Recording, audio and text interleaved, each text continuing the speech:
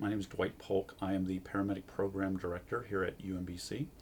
I'm sort of unique in that I'm a licensed social worker, so my area of interest is the mental health aspects that we see in the field, not only of our patients, but also of the providers in a field of uniforms where we have a body armor about us.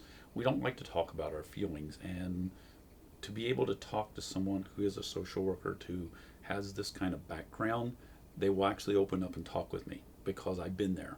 I'm an EMS provider. I've been doing EMS now for over 35 years. So I'm still a licensed paramedic. I still volunteer. I still get on the ambulance. So I can relate. I understand what they're talking about. Every day we have stress in our lives. We have normal stress. There's good stress in our lives. You know, when we're taking care of our child and our child's crying and stuff like that, it's stressful, but that's good stress. We get nurturing from that. So those are good stresses. We call it eustress, actually. There's actually a term for good stress. But as a person in the field of emergency services, police work, whatever the case may be, what we see on a day-to-day basis are people who are in an unfortunate event, in their worst.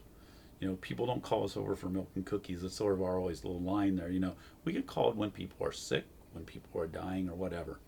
So over time, we build up the stress, and that's called cumulative stress.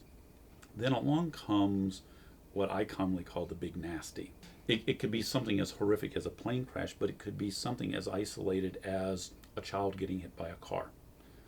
One person involved, plus the driver of the car, but that is a tragic event, and that really affects the EMS providers. It affects the police officers. It affects the firemen on the scene.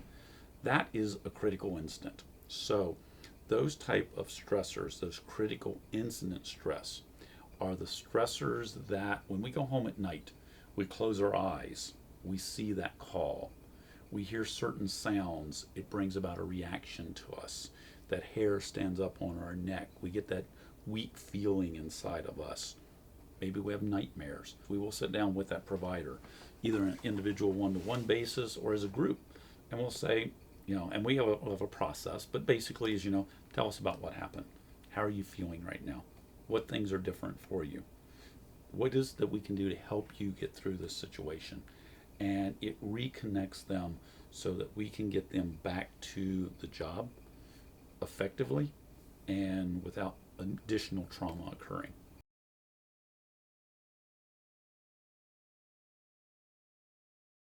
My new baby. This is the first ever book for law enforcement, first responders.